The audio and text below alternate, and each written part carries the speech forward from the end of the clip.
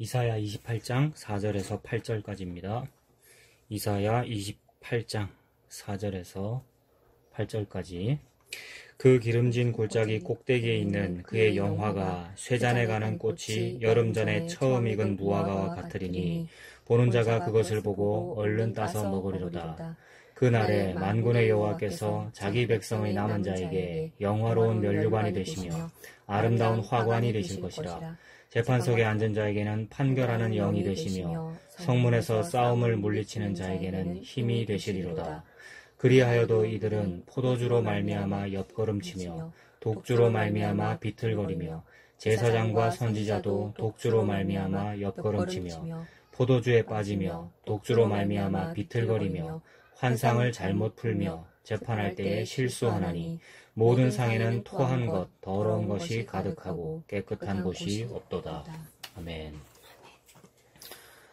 계속해서 에브라임 이야기지요. 에브라임 이러면 북이스라엘이잖아요. 한마디로 에브라임, 북이스라엘은 나쁜 놈입니다. 그러니까 죄인이 무엇인지를 보여주는 거죠. 오늘은 그러한 죄인이 구원을 받는가 하는 얘기입니다. 오늘은 특별히 서론하고 본론은 설교가 아닙니다. 앞부분은 설교가 아닙니다. 설교하기 위하여 배경을 말씀드리는 거죠. 서론과 본론은 설교가 아니고 결론이 진짜 설교입니다. 결론이 뭔지 말씀을 따라서 한번 가봅시다. 에브라임은 요셉의 둘째 아들이죠. 지난주 살펴봤잖아요. 요셉에게 므낫세와 에브라임 두 아들이 있었는데 그 둘째가 에브라임이죠. 그러니까 야곱에게는 손자가 되는데 야곱이 축복을 해주지 않습니까? 축복할 때에 팔을 어금맡겨 축복해줘서 둘째에게 팔을 이렇게 어금맡겨서 오른손을 얹어주니까 그 둘째가 장자가 된 것이고, 그리고 축복할 때에 손자를 축복하면서 그 손자를 자기의 아들로 아들로 이제 입적을 한 것이요. 그래서 12지파가 되도록 그렇게 만드는 거잖아요. 그 말은 요셉을 특별히 편애했다는 얘기고, 그래서 요셉에게 두 몫을 주고 싶은데, 요셉은 11째 아들이지만 그래도 자기가 사랑하는 라헬의 첫째 아들이므로 자기는 그냥 장남으로 여기는 거죠. 그래서 야곱의 그러한 편애는 옛날부터 유명했다. 그 편애 때문에 문제가 많았다라고 이렇게 보는데, 과연 그것이 문제였을까? 문제라도 그것은 정상적인 문제였다. 모든 인간은 다 정상적인 죄인이니까. 그래서 하나님은 그 일을 통하여 하나님의 일을 지금 하고 계시는 거죠. 그래서 야곱이 그렇게 팔을 어금맞게 축복해 줌으로써 에브라임이 첫째가 됨과 동시에 손자에서 아들로 등극하게 되는, 그것이 영적인 복이었다. 이렇게 말씀드렸죠.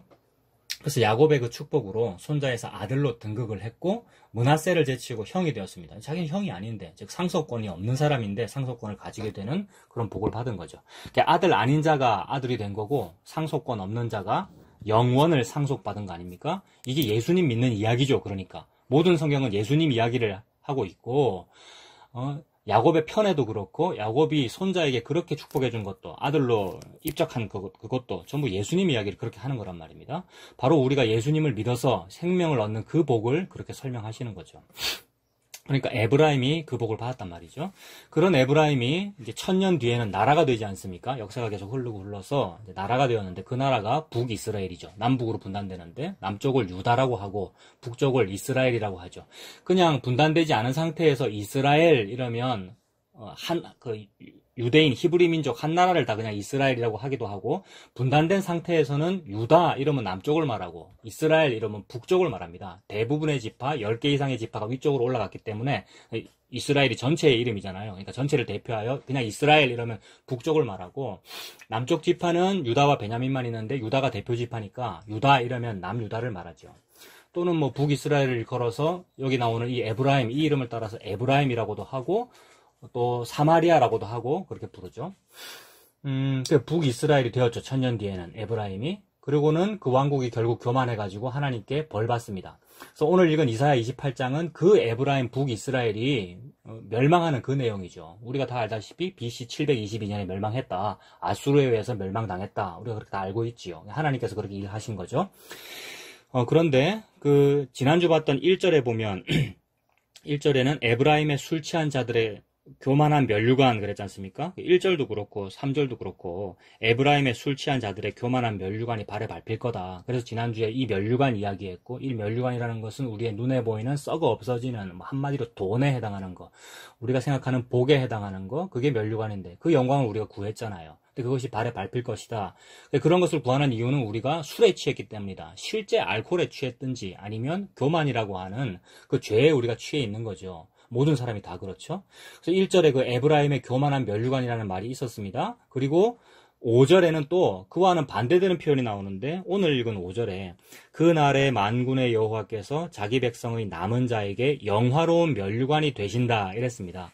그러니까 1절과 3절에 있는 것은 술 취한 교만한 면류관이고, 5절에는 뭡니까? 하나님이라고 하는 영화로운 면류관이니까 이 두 가지가 서로 대비되는 거죠. 딱 반대되는 그런 개념이잖아요. 그래서 그 에브라임의 면류관이라는 것은 죄를 상징하고, 5절에 있는 영화로운 면류관은 하나님의 은혜를 상징하겠죠. 하나님 자기 자신을 상징합니다. 그러니까 하나님이 면류관이라 그랬으니까. 그러니까 우리는 그 에브라임의 면류관을 벗고 영화로운 면류관을 써야 됩니다.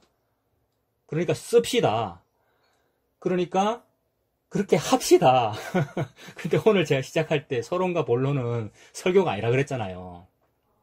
근데 제가 지금 이 서론과 본론인데 지금이 그 교만한 그 면류관을 벗고 하나님의 영화로운 면류관을 씁시다. 그 얘기는 설교가 아니라는 말이죠. 너무나 맞는 말인데 문자도 그렇게 되어 있고 성경은 우리에게 그것을 말하고 있습니다. 교만한 면류관 좀 벗고 영화로운 면류관을 써라라고. 그것이 문자란 말입니다. 근데 그게 어떻게 되느냐 말이죠. 어떻게 이 에브라임인 나가, 죄인인 내가 교만한 면류관을 벗고 술을 끊고 술 취하지 아니하고 영화로운 면류관 어떻게 쓰는가. 먼저 그 에브라임의 면류관이라고 하는 거, 그게 죄잖아요. 그 죄가 무엇인지를 먼저 좀 살펴봅시다. 그래서 그걸 살펴보면 그 에브라임의 면류관, 그 죄의 반대편에 있는 것이 5절에 있는 하나님이라고 하는 그 영화로운 면류관일 거 아니에요. 그걸 살펴보면 알 수가 있겠죠. 4절 한번 보세요. 4절에 그 기름진 골짜기 꼭대기에 있는 그의 영화가 쇠잔해 간다 이랬습니다. 기름진 골짜기 꼭대기에 있다 그랬는데 그거 1절에 있었던 거예요. 1절 보면 에브라임의 술 취한 자들의 교만한 면류관은 화 있을진저 저주가 있을지어다. 술에 빠진 자의 성 곧 영화로운 관같이 기름진 골짜기 꼭대기잖아요. 기름진 골짜기 꼭대기에 세운 성이여 이랬습니다. 영화로운 관같이 면류관 같은 거 쓰는 거 좋아하고 훈장 나는 거 좋아하죠 우리가. 그래서 기름진 골짜기 아주 기름지기를 바라서 부국강병을 원하는 것이고 경제 부흥을 원하는 거잖아요. 그래서 막 우리가 이렇게 이 모든 지구가 경제 부흥을 위해서 난리하는 거잖아요. 그래서 그 꼭대기, 그 기름진 골짜기 꼭대기에 성을 세운단 말입니다. 이게 나라라고 하는 성이고 종교라고 하는 성이고 부국강병을 원하는 거죠. 그래서 건축입니다. 인간은 항상 건축, 건설. 한때 우리나라, 내가 태어나기도 전입니다만, 나라의 어떤 국시, 구호가 건설인 때가 있었던데, 다큐멘터리 같은 거 보니까. 우리나라의 국시는 대표적으로 반공이고요. 멸공이거나 반공, 또는 건설, 이런 거였잖아요. 재건. 잘 모르는 표정입니까? 내랑 거의 한 살 차이 나는데. 그래서 그걸 좋아해요. 건축. 그리고 경기가 좀 안 좋으면 그런 걸 해야 부흥된다고 하죠. 뉴딜 정책도 쓰는 것이고. 그리고 건설을 자꾸 붐을 일으켜야 일자리가 많이 생긴다고 하는데 그런 효과는 별로 없었죠. 대표적으로 4대강 사업이 그렇잖아요. 사람들은 그걸 원합니다. 그렇게 해야 좀 잘 먹고 잘 살게 될 것 같거든요. 그게 뭐냐 하면 기름진 골짜기 꼭대기에 뭘 세우고 싶은 거죠. 성을 세우고 싶은 것이고, 그래서 구자를 나눠주는 것이고, 얼마씩 부담하라고 하는 것이고, 그래서 자꾸 건축하자고 그러는 것이고, 종교적으로 말하면 성전을 그렇게 건축을 하고 싶은 것이고, 기와불사를 하고 싶은 거죠. 기와불사. 그러니까 불교의 기와불사나 기와장 올리는데 이름 내고 몇십만 원 내는 그거나, 성전 건축 헌금이나 같은 개념이란 말입니다. 같은 아세라상을 섬기고 있는 것이고 산당을 짓는 개념에서는 같은 거라는 거죠. 그래서 모든 종교는 그래서 같습니다. 그게 뭐냐면 기름진 골짜기 꼭대기에 세우는 성이죠. 베델과 단의 금송아지 2개 만드는 것처럼 어떤 성을 건설을 하고 건축을 한단 말이죠. 근데 하나님께서 볼 때 그것은 화무 11홍이다. 권불 10년이다. 그래서 4절 다시 보세요. 1절에 있었던 그 기름진 골짜기 꼭대기에 있는 그의 영화가 4절에 쇠잔에 가는 꽃이 여름 전에 처음 익은 무화과와 같으리니 보는 자가 얼른 따서 먹으리로다 이랬습니다. 그러니까 이 무화과 이 무화과 익는 것을 살펴보니까 6월에서 9월 뭐 이런 말이 있던데 그게 6월부터 9월까지 익는다 이런 말인지 그건 잘 모르겠어요. 생물학적으로. 그곳의 어떤 기후라든가 이런 거 잘 우리가 모르니까. 근데 이제 6월쯤에 처음 익는단 말이죠. 그때는 개수가 많이 없을 거 아닙니까, 무화과가. 그러니까, 무화과 익었네. 하면 바로 따 먹는다는 거죠, 사람이. 신속히 따서 없애버리는 이런 장면이니까, 마헬살랄 하스바스죠. 노략질이 신속하다. 저거 맛있겠네 하고 확 따서 먹어버린단 말입니다. 여기서는 지금 아수르가 그런다는 말이죠. 그러니까, 아무리 뭘 건설을 해가지고, 이렇게 막 뭘 만들어 놔도 근데 안 죽겠다고 막 부흥하겠다고 해놔도 쇠잔에 가는 꽃이 여름 전에 처음 익은 무화과와 같으리니 보는 자가 그것을 보고 얼른 따서 먹을도다. 그렇게 망하는구나. 우리의 면류관이, 우리의 영화가 그렇게 마헬살랄 하스바스로 망하는구나. 그런 얘기죠. 그래서 5절 보세요. 그게 이제 그 날이 되겠죠. 그 날. 사람들은 그 날을 기다렸어요. 부흥하는 날일 것이다. 대단한 날이 올 것이다. 라고 그 날을 기다렸는데 그 날은 나라고 하는 면류관이 적에게 무너지는 그런 날이었고 나라고 하는 무화과가 내가 벌써 무화과를 익혔어. 내가 벌써 무화과 익었어. 6월달이야. 막 이랬는데 보는 자가 얼른 따서 마엘살랄 하스바스 해버리는 이런 짓이니까 망하는 그런 날이었다는 거죠. 그래서 그 날을 막 기다렸는데 그 날은 부흥이 아니로 멸망인 그런 날이 되어버렸다. 결국 예수님 십자가를 의미하죠. 그 날이라는 것은. 그래서 여호와의 큰 날이고 예수님의 십자가로 다 이루는 그 날을 이렇게 말씀하십니다. 5절에 보면 그 날에 만군의 여호와께서 자기 백성의 남은 자에게 영화로운 면류관이 되시며 아름다운 화관이 되실 것이라. 조금 전에 내 면류관은 멸망해버렸어요. 내 면류관 너무 좋다고 이거는 영원 무궁한 거야 하면서 이거를 지속 가능하게 한번 해보자면서 우리가 부귀영화를 만들어 보려고 경제 부흥을 만들어 보려고 내 면류관 하고 있는데 그거는 확 따서 먹혀버렸고 아수르에게 망해버렸고 하나님이라고 하는 면류관과 화관이 있네요. 제 대신 화관을 내게 주시고 영화로운 면류관을 주시고 남은 자에게 그걸 주시는구나. 다 망하고 남은 자에게 주시는구나. 하나님이 영화로운 면류관이구나. 그러니까 여기서도 4절과 5절이 서로 대비됩니다. 앞에 있는 것은 에브라임의 교만한 술 취한 면류관이었고 뒤에 있는 것은 하나님이라고 하는 영화로운 면류관이었어요. 그래서 지금 표에다가 썼는데 설교문에는 표로 썼는데 뭐 설교 들으시는 분은 설교문을 보시면 압니다. 유튜브에는 이거 안 올릴 겁니다. 그러니까 그림으로는 안 올릴 겁니다. 그러니까 에브라임의 면류관은 뭐냐면 4절에 기름진 골짜기 꼭대기 영화 그거였죠. 이게 1절하고 같았어요. 술 취하는 거였고 그게 교만이었고 건설과 건축의 이미지로 보면 바벨탑, 그 창세기 11장의 바벨탑 바로 그런 이미지죠. 그 인간은 종교적으로도 성전을 짓는다. 그건 하나님의 명령인데 그 성전도 이렇게 지어요. 하나님의 명령을 가지고도 그 성전 바벨탑 짓는단 말이에요. 그게 인간 능력이고 그게 건물이라고 하는 성전인데 사람은 그걸 가지고 자기 권력을 누리려 하더라.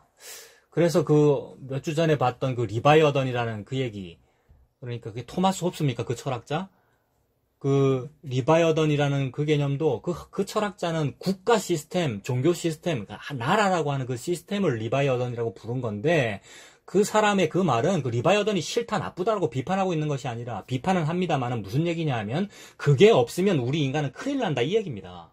그 국가 시스템, 무슨 어떤 종교라고 하는 시스템이 없으면 우리 인간은 가만 놔두면 만인에 대한 투쟁 상태가 되기 때문에 인간은 서로에게 늑대로 작동한다. 그래서 가만 놔두면 서로 늑대가 물어뜯어 다 죽으니까 어떻게 해서든지 뭐 시스템을 좀 만들어 놓기를 스스로 바라더라는 거죠. 그래서 손에 안 잡히면 불안한 거예요. 뭐 좀 있어야 돼요. 당신과 당신의 아들은, 당신은 늙었고 당신 아들들은 부패했으니까 우리에게도 이방과 같이 왕을 좀 주십시오 해서 생긴 게 국가란 말입니다. 왕국이고. 그러니까 인간이 그것 때문에 그 왕국과 그 왕 때문에 병역제도와 어떤 세금제도 때문에 고통을 당하면서도 동시에 그걸 원한단 말입니다. 왜냐하면 늑대한테 물려주기 싫거든요. 지가 늑대거든요, 우리 인간이. 그래서 그게 권력으로 나타나는 것이고 국가라는 시스템으로 나타나는 것이고 종교라고 하는 또 다른 권력으로 나타나는 거예요. 근데 기독교를 그렇게 믿고 있어요. 그냥 종교인 거예요. 권력인 것이고 그 권력이라고 하는 요람에 나도 들어가고 싶은 거예요. 그래서 실제로 그 주보와 그 요람에 내 이름 적히기를 원하는 거예요. 찌질한 어떤 교회 요람에 들어가는 것 말고 아주 괜찮은 교회 요람에 내 사진과 명단이 딱 들어가 있으면 뿌듯하다고 느끼는 거죠. 내가 어딘가에 소속돼 있다고 느끼는 거죠. 소속감을 느끼는 거란 말입니다. 그게 국뽕입니다. 국뽕. 그게 국뽕이에요. 네? 허황된 애국심이란 말입니다. 허황된 소속감. 그게 화무십일홍이에요. 자, 계속해서 말합니다만 서론과 본론은 설교 아니라 했습니다. 서론과 본론은 설교 아니라 했습니다. 이건 지금 배경을 말씀드리는 겁니다. 권불 10년이죠. 그래서 4절은 무너져 버립니다. 근데 5절은 뭡니까? 하나님이라는 영화로움. 그래서 그 날에라 그랬어요. 5절에는. 그 날은 선지자가 그토록 말했던 여호와의 큰 날. 십자가라는 멸망이죠. 이 십자가라는 멸망을 하나님께서 역사 속에서 뭐로 보여주셨냐 하면 여기서는 그때 다른 그림자들이 있었습니다만은 같은 얘기를 하는 거죠. 여기서는 지난주 봤던 2절에 있는 보라 주께 있는 강하고 힘 있는 자를 사용해서 하나님 뭘 하시는 거죠. 주께 있는 강하고 힘 있는 자는 이방인이었어요. 세상에. 유대인은 이해가 안 되는 거죠. 우리가 그래 악하다 손 칩시다. 그래도 더 악하다는 이방인을 들어서 우리를 치는 것이 합합니까? 라고 반항하고 싶은 그게 구약 성경이죠. 아수르를 쓰셔서 에브라임의 교만을 꺾으시는 그런 내용이죠. 그리고 6절도 보겠습니다. 6절부터 보면 재판석에 앉은 자에게는 판결하는 영이 되시며 성문에서 싸움을 물리치는 자에게는 힘이 되시리로다. 그러니까 조금 전에 그 5절에 만군의 여호와가 멸류관이라 했지 않습니까? 5절 보십시오. 만군의 여호와가 멸류관이에요. 근데 앞에는 에브라임은 무슨 멸류관에 취해 있느냐면 술이라고 하는 자기 쾌락, 자기 권력이라고 하는 멸류관에 취해 있는 거잖아요. 그러니까 자기의 영광과 멸류관이 술인 거죠. 술. 알코올에 취하고 싶은 것이고 그거에 취해 있는데 근데 하나님은 뭐 하시는 거냐면 하나님이 술이란 말입니다. 하나님이 영이고 그러니까 술이라는 이 표현은 사도행전 2장에서 오순절 성령 강림했을 때에 백성들이 사도들을 보고 쟤네들 지금 술에 취했다라고 그랬잖아요. 그러니까 성령에 충만한 것이 술 취한 모습과 이미지상으로 비슷해 보이더라는 거죠. 어떤 영에 취해 있는 것이니까 충만하다는 개념을 그렇게 설명하는 거죠. 그래서 그 술 취한 사람들을 에게 하나님께서 어떤 조치를 취하시니까 술이 깬 것이고 술 말고 다른 것에 취합니다. 원래는 술 말고 다른 것에 취해야 되는 거예요. 어떻게? 6절에 재판석에 앉은 자에게는 판결하는 영에 취해야 될 거 아니에요. 재판석에 앉은 자가 재판관이 대한민국 헌법 말고 다른 무슨 법 가지고 재판하면 안 되잖아요. 그러니까 제대로 된 법에 취해 제대로 된 법에 충만한 상태에서 재판을 해야 그게 헌법재판소고 그게 재판관일 거 아닙니까? 성경에서는 사사 아니에요. 재판관은 사사. 사사가 판결하는 영이 없이 판결하면 심판을 비뚤어지게 하겠죠. 근데 하나님은 판결하는 영이시죠. 하나님이 성령님이시잖아요. 하나님이 지혜와 계시의 정신이란 말입니다. 그러니까 판결하는 영과 지혜와 계시의 정신은 같은 말이죠. 그러니까 하나님께서 판결하는 영이 되신다. 성문에서 싸움을 물리치는 자에게는 힘이 되신다. 힘이 뭐냐면 성령님의 그 능력이죠. 하나님이 곧 힘이고 권능입니다. 그러니까 하나님이라고 하는 그 술에 취해야 하는데 그 술은 싫다는 거예요. 예수님은 그 술을 주시는데 내 피를 마셔라, 내 살을 먹어라. 그 얘기잖아요. 예수님 말씀이. 근데 싸움을 물리치는 자에게는 그 힘이 되시는데 싸움 물리치는 자가 술 먹었어요. 장군이 술 먹었다 이 말이죠. 우리나라 6.25 생각나네요. 6.25 그날 일요일 새벽이었고 전날에 국방부 장관인가 누군가가 뭐 술 파티를 벌이고 있었고 그 부하 장교가 막 급히 깨웠다 뭐 그런 얘기 뭐 6.25 비사 이런 데 막 나오잖아요. 그날 일요일이라서 뭐 그랬다. 많은 사람들이 휴가 나가 있었다. 뭐 그런 얘기들 어릴 때부터 들었잖아요. 그러니까 싸움을 물리치는 자가 술 취해 있습니다. 근데 술 말고 뭐에 취해야 하는가? 힘에 취해야 되네요. 이 힘은 여호와죠. 자기의 국방력이라든지 사드 미사일이라든지 그런 자기 힘, 부국 강병이 힘이 아니고 여호와께서 힘이시죠. 하나님 그 말씀 하십니다. 그래서 하나님이 힘이 되시리로다. 그러니까 앞부분 1절부터도 그랬고 지금 북이스라엘의 상황, 에브라임의 상황은 재판관이든지 사사든지 이게 지금 지도자니까 장군, 그 다음에 제사장, 선지자 이런 사람들이 술에 취해 있다. 근데 하나님 말씀하시기를 진짜 술은 하나님이다. 네가 진짜 마셔야 할 음료, 생명의 음료, 포도주는 하나님이 즉 성령님이다. 그 일을 어떻게 이루느냐? 그 날에 이루시더라는 거죠. 그 날이 예수 그리스도 십자가의 죽으심이고 십자가에 돌아가심으로써 성령을 우리에게 부어주시는 것이니까 포도주를 주시는 거잖아요. 그 사람들은 그걸 보고 술 먹었네 쟤네들 술 취했다라고 하는데 사도행전 2장 15절에 베드로가 말하기를 우리가 지금 술 취한 게 아니다. 지금 오전 9시인데 뭔 술을 먹었겠느냐라고 하면서 난곳방언으로 각기 그 흩어진 모든 사람들에게 자기가 들리는 그 언어로 하나님의 이 큰 일을 말씀하더라는 거죠. 하나님의 큰 일이 뭐겠습니까? 여호와의 큰 날의 일이니까 5절에 있는 그 날의 그 일이죠. 예수님 십자가의 이야기죠.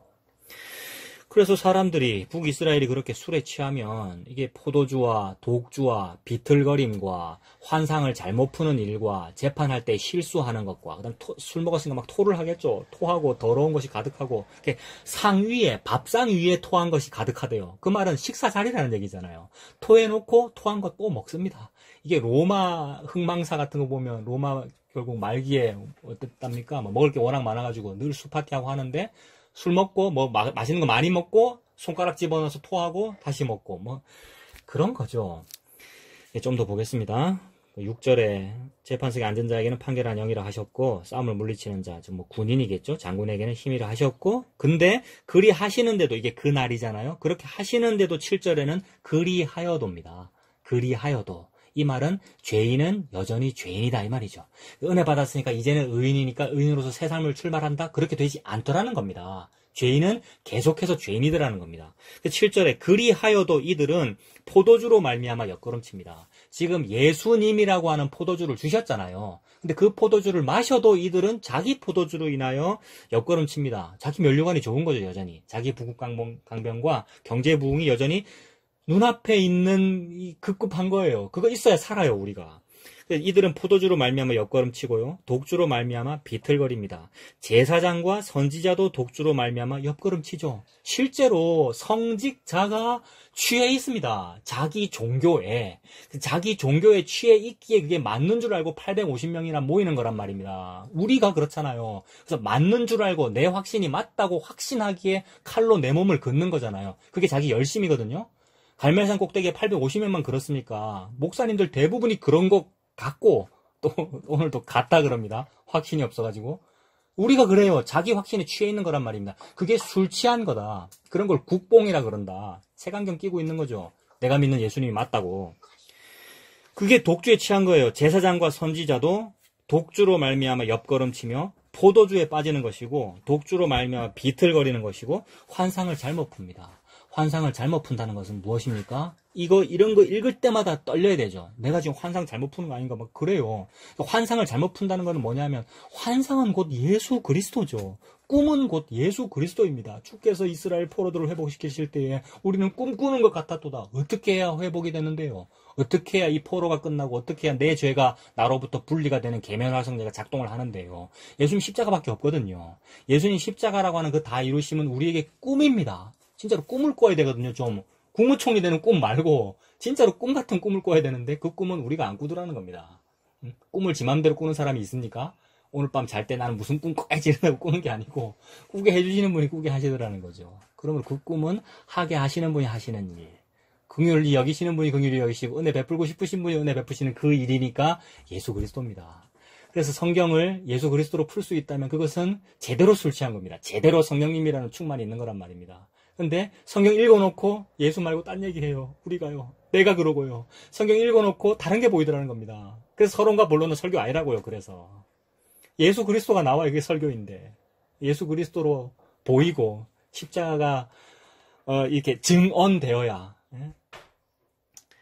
그래서 말씀 증거한다 그러잖아요. 그 말씀은 환상이고 말씀은 곧 예수 그리스도 아닙니까? 근데 지금 이 선지자잖아요. 제사장과 선지자. 오늘날 치면 목사라고 불러도 되겠죠. 모든 성도가 다 마찬가지고. 크리스찬은 다 선지자 아닙니까? 그들이 독주로 말미암아 엮어을 치며 포도주에 빠졌고 비틀거리고 환상을 잘못 풀고 재판할 때 실수합니다. 재판은 판단이죠. 판단은 예수 그리스도입니다. 시편 119편에 있는 규례, 하나님의 말씀, 율법, 하나님의 판단, 이 모든 것들이 다 말씀에 해당하는 것이고 말씀이 육신이 되신 분이 예수 그리스도이죠. 그 예수님을 모르더라는 거죠. 문자 읽어놓고 성경 읽어놓고 예수님 말고 다른 거 우리가 뽑아내더라는 겁니다. 그게 우리가 알코올에 취한 겁니다. 그러면 토가 나옵니다. 토할 수밖에 없죠. 알코올에 취했는데. 8절 모든 상에는 토한 것, 더러운 것이 가득하고 깨끗한 곳이 없도다. 그런데도 깨끗하다 그래요. 이게 맞다 그래요. 그럼 다시 그거 먹어요. 그러면 개가 토해낸 것을 다시 주워 먹는 것밖에는 안 된다. 하나님께서 그렇게 말씀하시죠. 그래서 이 에브라임의 면류관을 그렇게 술에 취한 모습으로 표현하고 동시에 나도 곧 술이다 이렇게 말씀하시는 거죠. 나 예수 그리스도가 곧 포도주다. 나를 마셔라 라고 지금 말씀하시는 거죠. 이게 대비되는 겁니다. 그래서 이 에브라임이 갖고 있는 그 면류관, 에브라임이 좋아하는 그 술이라고 하는 것은 결국 인본주의고요. 인간이 주인이다라는 얘기고, 인간이 어떠한 원인을 만들어내면 좋은 결과도 생긴다라고 하는 인과율입니다. 내가 원인 만들어서 내가 원인을 만들었으니까 나는 결과를 취하기에 합당한 사람이야. 먹고 마시자, 술 부어 마시자. 또 토해놓고 또 다른 거 맛있는 거 먹자. 뭐 이런 얘기들. 그게 인과율입니다. 인과율은 아래에서 위로 하는 인간의 어떤 개념입니다. 아래에서 위로. 우리 인간은 아래에 있죠. 땅에 붙어 살잖아요. 중력의 영향을 받고. 그러니까 아래에서 위로. 위라고 하는 것은 초월적인 세계, 영적인 세계, 어떤 인간이 바라는 어떤 궁극적인 이상향, 복 이런 거죠. 그래서 그 위를 우리가 추구한단 말입니다. 영원을 사모하기에. 그래서 아래에서 위로 무언가 지성하면 감천하여서 복을 받게 된다는 요 개념. 그래서 더 열심히 하면 더 좋은 술을 마실 수 있어. 더 열심히 하면 더 부국강병할 수 있어. 더 열심히 하면 우리나라가 진짜 선진국이 될 수 있어. 라는 그런 개념. 이게 인과율이죠. 에브라임은 그걸 추구했고 그걸 하나님의 이름으로 했다고요. 게다가 하나님 한 분 가지고는 부족하니까 우리는 하나님을 2개 만들겠습니다. 베델과 단의 금송아지 2개. 정확하게 여호와라 그랬습니다. 정확하게 여호와라 그랬어요. 그걸 보고. 출애굽에서도 시내산 밑에서도 여호와라 그랬고, 에브라임의 첫 번째 왕이 여로보암 왕 아닙니까? 그가 정확하게 그거 보고 여호와라 그랬단 말입니다. 이는 우리를 애굽 땅 종되었던 것을 인도하여 낸 여호와다. 그래서 그걸 2개를 만들어서 베델과 단에 금송아지 2개를 두고 백성들아 이걸 섬겨라 라고 한 거죠. 이것이 인과율이죠. 그리고 이 사람은 이것을 가지고 자기 자신을 치장하여 가리기를 원합니다. 이게 무화과 이파리 옷입니다. 사람은 무화과 나무 이파리로 자기를 가리고 싶은 거 아닙니까? 이미 다 가리고 있고, 그리고 더 잘 가리고 싶은 것이고, 가리는 그 방법, 내가 살 수 있는 그 방법을 더 잘 개발하고 싶은 거예요. 그래서 내가 처음으로 썼던 컴퓨터가 86인데, 86. 그러니까 CPU 이름이 8086이라서 86이라고 불렀거든요. 근데 그 86은 비쌌어, 당시에. 처음 개발된 거 다 비싸잖아요. 그 개발된 것을 보급형으로 다들 만들어낸 거든, 인간이. 이 경제는 다 그렇죠? 그래서 86 CPU를 보급형으로 만들어낸 게 88입니다. 8088. 우리가 처음으로 썼던 그 16비트라고 하는 컴퓨터가 8088이거든요. 아는 사람 별로 없을 거예요. 근데 그게 8088 사실 86이고, 그 86이 개발된 게 286이고, 그 다음이 386이고, 그 다음이 486이고, 586이고, 펜티엄이고. 계속 그런 거예요, 사람은. 자기 무화과를 계속 발전시켜서 이제는 무화과인 줄 잊어버렸어.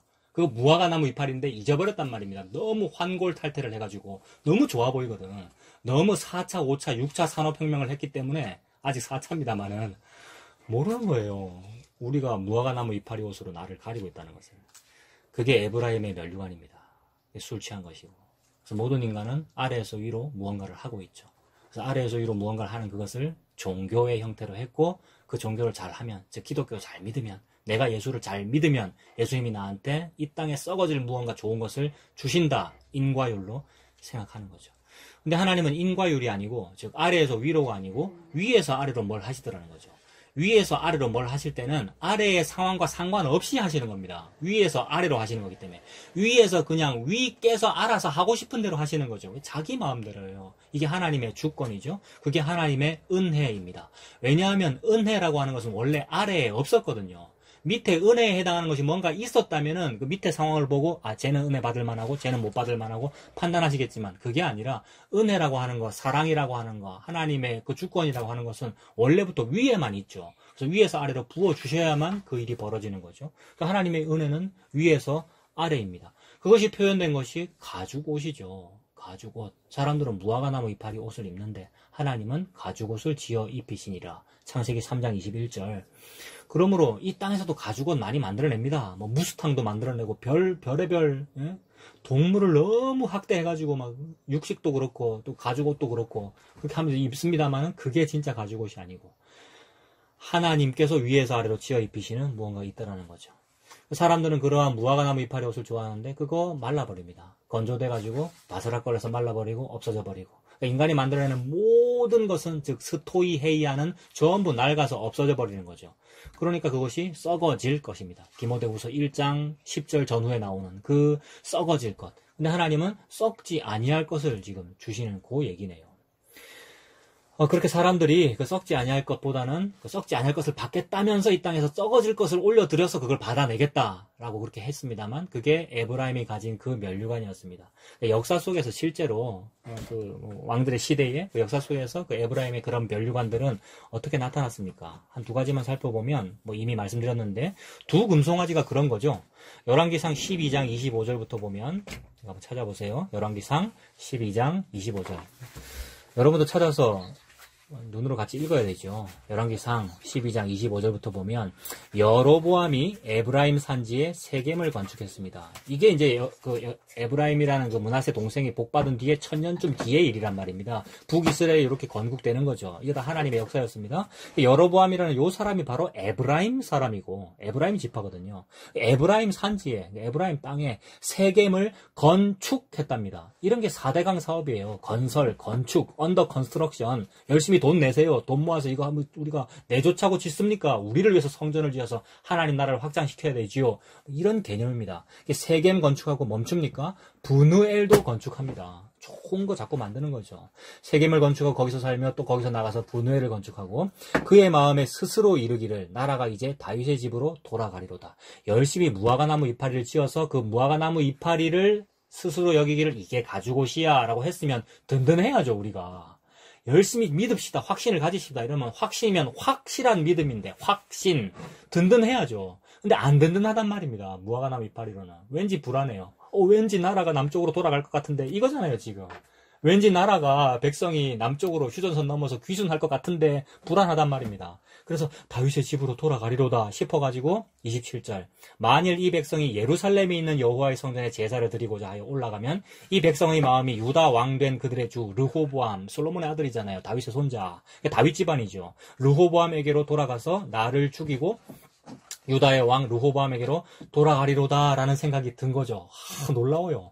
이런 게 벤치마킹입니다. 교회들마다, 나라들마다, 기업들마다 하고 있는 벤치마킹. 어떻게 하면 우리나라가 저 나라보다 좀 나을까? 저 나라가 쓰는 어떤 정책보다는 조금 개량해서 좀 다르게 해야 좀 우리가 살 수 있지 않겠나라는 이런 거. 그래서 그거 막 열심히 시키죠. 열심히 영업하고요.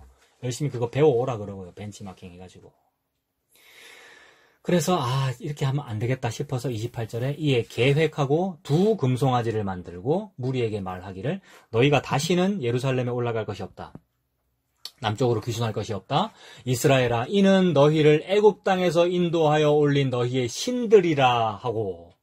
그러니까 정확하게 그 금송아지를 보고 애굽 땅에서 인도하여 너희의 신이다 딱 이랬습니다. 근데 신들 이랬네요. 세상에 여호와 신앙인데, 유일신 신앙인데, 하나님은 한 분밖에 없다라고 믿는 사람들이 그 하나님을 더 잘 섬기겠다고 신들이라고 이름을 붙인 거야. 얘들아, 지금 오늘 우리 애들이 너무 설교를 잘 듣고 있어서 제가 지금 애들을 보고 있습니다만, 여호와 하나님 한 분뿐이다라고 말하면서 더 잘 섬기겠다고, 더 나라를 부강하게 하겠다고, 더 하나님을 잘 섬기겠다고 하면서 신들이다라고 하면서 하나보다는 두 개가 낫잖아요 라는 이런 이미지죠. 우리가 그래요. 그래서 하나는 베델에 두고 하나는 단에 둔지라. 왜 베델과 단에 뒀습니까? 북이스라엘 입장에서는 베델이 저기 판문점쯤이죠. 판문점, 개성 그쯤이란 말입니다. 그러니까 최남단이고, 단이라고 하는 곳은 북이스라엘에서는 최북단, 저 위에 신의주 아니면 두만강 정도. 그러니까 최북단과 최남단에 딱 두어가지고 그 안에 있는, 그 국경 안에 있는 백성들이 딴 데로 넘어가지 말아라고. 내가 말하는 요 예수 믿으라고. 내가 말하는 이 기독교 믿으라고. 그래야 구원 얻는다고. 자기 목사 중심주의, 자기 교회 중심주의, 자기 교단 중심주의, 자기 나라 중심주의 하고 있는 거죠. 이게 에브라임이 원하는 면류관이었고, 이 면류관을 지속 가능하게 하려고, 그래서 몇백 년 가게 하려고, 몇천 년 가게 하려고. 근데 하나님은 권불 10년이다. 물론 10년 더 갔습니다. 북이스라엘은. 그죠? BC 722년에 망하니까. 유한하다는 거죠. 유한한 시간일 뿐이라는 거죠. 이게 에브라임이 원하는 면류관이었고, 우리가 원하는 경제 부흥이었고, 우리가 바라는 잘 먹고 잘 사는 그런 이야기죠. 하나 더 보면 그 갈멜산의 이야기입니다. 갈멜산에 850명의 거짓 선지자 모이고, 그 다음에 엘리야라고 하는 한 참 선지자가 있었다라는 그 얘기인데, 열왕기상 18장 21절부터 보면, 열왕기상 18장 21절부터 보면 엘리야가 모든 백성에게 가까이 나아가 이르되 너희가 어느 때까지 둘 사이에서 머문머문하려느냐. 이게 굉장히 중요한 말이죠. 어느 때까지 둘 사이에서 머문머문하려느냐. 금송아지가 신이냐, 바알이 신이냐, 아세라가 신이냐. 그게 신이냐, 아니면 여호와 하나님이 신이냐. 왜 둘 사이에서 머문머문 하느냐라고 말하면서 머뭇머뭇거리지 말고 하나님 쪽으로 와라는 말을 합니다마는 오는 사람은 없어요. 엘리야 자기 자신도 스스로 자기가 하나님 쪽으로 가지 않습니다. 그래서 서론과 본론은 오늘 설교 아니라 그랬죠. 서론과 본론은 뭐냐 하면 어느 때까지 둘 사이에서 머뭇머뭇 하느냐가 서론과 본론이에요. 오늘 우리는 머뭇머뭇해요. 둘 사이에서. 설교하고 있는 나도 둘 사이에서 머뭇머뭇하고 하나님 쪽으로 안 간단 말입니다. 내가 하나님 쪽으로 가면 그게 에브라임의 면류관이에요. 왜냐하면 나는 아래에 있고 하나님 위에 계시는데 내가 아래에서 위로 못한단 말입니다. 근데 아래에서 위로 하겠다고 하는 게 에브라임의 면류관이잖아요. 조금 전까지. 그러니까 서론과 본론은 설교가 아니라고요. 그러나 하나님께서 엘리야 사용하시는 거예요. 그러니까 엘리야는 그러한 어떤 속에 있는 뜨거움으로 얘기하는 거죠. 어느 때까지 너희들 머뭇머뭇하냐고. 응? 여호와가 맞니? 아니면 네가 믿는 바알 아세라가 믿니? 맞니? 라고 지금 말씀하는 거죠. 둘 사이에서 머뭇머뭇 하려느냐? 여호와가 만일 하나님이면 그를 따르고 바알이 만일 하나님이면 그를 따를지니라 하니 백성이 말 한마디도 대답하지 아니하는지라. 할 말이 없죠. 850명이 더 맞아 보이고 당장 숫자가 쪽수로만 봐도 850명이 더 많은데 그래서 해오던 대로 믿고 싶고 모태신앙인데 3대째 믿었는데 해오던 대로 가 맞는 거죠. 전쟁 때도 우리가 예배를 멈추지 않았는데 라는 그 해오던 대로가 맞단 말입니다. 코로나 때문에 교회 안 가면 예배를 멈춘 겁니까? 가도 되고 안 가도 되고요. 아무 의미 없는 거죠. 코로나 때문에 모이고 안 모이고는 아무 의미 없고 예배는 계속되고 있습니다. 왜냐하면 예배는 내가 하는 게 아니거든요. 예배는 예수님만 하시는 것이고 교회는 예수님만 하시는 것이고 진짜 기독교는 예수님만 진짜 기독교인 거죠. 우리는 종교를 하고 있는데 기독이라는 말이 크라이스트라는 말이잖아요. 그리스도라는 말이잖아요. 우리가 멈춘다고 예배가 멈춰지는 게 아니죠. 우리가 안 모인다고 교회가 안 모여지는 게 아니고요. 그러니 국가가 문재인 정부가 교회를 흔든다는데 흔들 수가 없는 거죠. 교회는 그의 손에 잡히지 아니하니까. 교회는 사람의 법으로 어거할 수 있는 것이 아니니까. 그 거짓 선지자들이 850명 모였습니다. 400명과 450명, 800명 모였잖아요. 26절에 보면 그들이 받은 그 송아지 제물을 가져다가 잡고 아침부터 낮까지 바알의 이름을 불러 이르되 바알이여 우리에게 응답하소서 하나 아무 소리도 없고 아무 응답하는 자도 없으므로 그들이 그 쌓은 제단 주위에서 뛰놀더라. 열심히 뛰놀아요. 나는 나이트클럽하고 교회 예배당하고 같이 보여요. 그러니까 나이트클럽의 그 조명과 어떤 화려한 악기들과 그런 모습들과 예배 전에 우리가 마음의 밭을 기경합시다. 말씀을 듣기 전에 밭을 갈아엎읍시다라고 하면서 막 뛰면서 찬양 부르고 막 하는 그 모습이 같다고요. 같은 겁니다. 갈매산 정상에서 신이여 응답하소서 나에게 은혜를 주소서라면서 850명이 떠들면서 막 예배를 드리는 제전이죠. 그게 하는 그 모습이 그게 예배예요. 기독교의 예배. 지금 며칠 전에 사회적 거리두기를 완화해가지고 뭐 젊은이들이 나이트클럽에 갔다 그러는데 그 나이트클럽 중에 어디는 게이바가 있다고 뭐 그런 소식이 들려요. 징그러운 일이죠. 근데 그 게이바나 예배당이나 같단 말입니다. 사람들의 그 종교성은 사람들의 그 가득한 마음, 나의 쾌락을 위해 내가 뭐든지 올려드릴래요라는 그 마음은 같은 겁니다. 그래서 심지어 피도 흘리는 거잖아요. 심지어 피도 흘린다라는 이 말이 심지어 게이바에도 간다라는 말과 같은 말입니다. 인간이 하는 짓은 그게 나의 모습이잖아요. 자아라는 모습이란 말입니다. 그래서 아무리 해도 응답이 없고 아무리 해도 쾌락이 없으니까 요걸로는 안 되는구나. 286이면 꽤 괜찮은 건데 이걸로는 안 되는구나 해서 386 한 거고 386에 요걸로는 더 좋은 거 있을 건데 더 잘하는 거 있을 건데 486이고 그래서 성 문제 고위에 더 쾌락, 더 좀 괜찮은 어떤 쾌락, 더 괜찮은 방법 개발하잖아요. 인간은요. 그러니까 옛날부터 게이 문화, 무슨 어떤 성적인 그런 문화는 원래 소돔 고모라도 있었고, 원래 있는 것인데, 인간이 약물도 사용하지요. 여러 가지 방법을 사용하지요. 쾌락을 위하여 그런 방법들을 사용합니다. 그게 인간의 면류관입니다. 그런데도 불구하고 효험이 없어요? 그러면 더 열심히 하죠. 내가 좀 부족해서 그런가 보다. 더 뛰놀고, 더 재물을 잘 드리려고 그러고, 더 예배를 잘 드리려고 그러고. 그런데도 아무 응답하는 자도 없으므로 그들이 그 쌓은 제단 주위에서 뛰놀더라. 정오에 이르러는 엘리야가 조롱합니다. 이 통쾌한 장면이에요. 근데 이거 설교 아니라 그랬습니다. 근데 엘리야는 막 조롱해요. 엘리야가 조롱하여 이르되 큰 소리로 불러라. 그 사이키 조명을 좀 더 틀어라. 그 게이바에서 노래를 좀 비트를 좀 세게 하고. 이 비트라는 말도 뭐예요, 여러분? 비트가 뭐예요? 뭡니까? 그 랩하거나 할 때 비트 하는데 그 비트가 아까 내가 16비트 얘기했잖아요. XT 컴퓨터 8086이 16비트란 말입니다. 근데 실제로는 8비트인데 CPU를 16비트로 이렇게 보는 건데 그 수학적으로 뭔지는 모르겠어요. 그 비트가 개발된 거 아닙니까? 자꾸 발자를 32비트, 64비트 지금은 뭔지 모르겠어요. 어마어마한 숫자죠. 옛날에 1.44MB 또는 1.2MB짜리 플로피 디스켓 썼거든 우리가. 근데 지금 내가 들고 다니는 외장하드가 몇 테라바이트란 말입니다. 이 메가와 테라는 몇만 차이입니까? 하여튼 수억이죠. 그런 거잖아요. 근데도 거기에 다 안 들어가 외장하드가 너무 좁아 이래요 우리는요. 그럴 수밖에 없죠. 왜냐하면 이게 썩어 없어질 면류관이니까. 이게 에브라임의 면류관이니까. 이렇게 조롱받아 마땅하죠. 엘리야가 막 조롱합니다. 야 너희들 뭐 비트를 좀 더 세게 해보지. 586 이상 개발해보지. 더 큰 소리로 부르지. 그는 신인즉 묵상하고 있는지 혹은 그가 잠깐 나갔는지 혹은 그가 길을 갔는지 혹은 그가 잠이 들어서 깨워야 할 것인지 좀 더 크게 좀 예배 좀 드려봐라.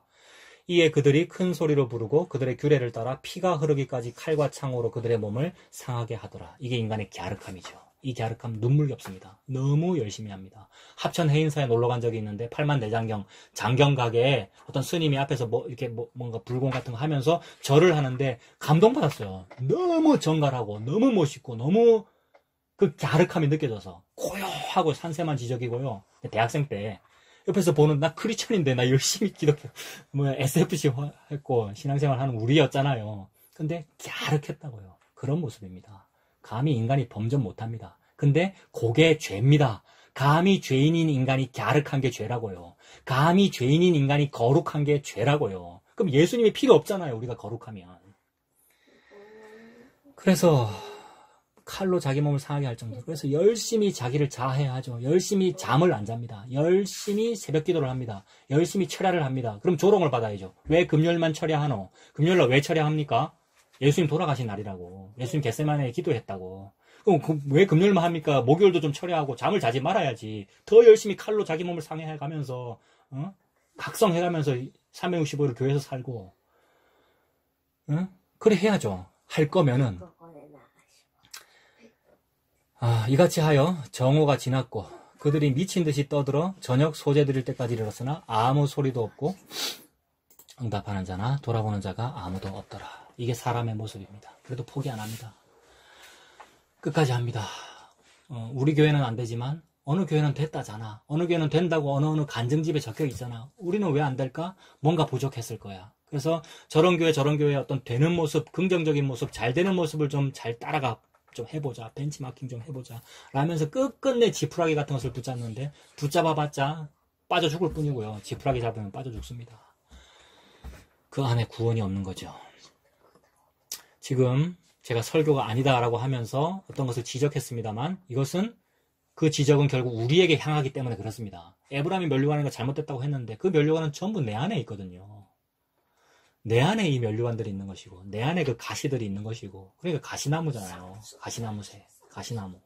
이러한 에브라임의 면류관이라는 것을 우리가 이미 좋아합니다. 다 내가 좋아하는 것들을 지금 말한 것이고 그리고 아까 지적했던 그 엘리야도 자기 속에 그게 있어요. 그래서 이렇게 멋있게 딱 정상에 서가지고 하나님의 역사를 보여주고 불이 내리고 그 다음에 어디 너희들 둘 사이에서 머뭇머뭇 하노라는 요런 모습으로 예수 그리스도가 증거되지 않는다고요. 그게 아니고 망해버립니다. 엘리야가.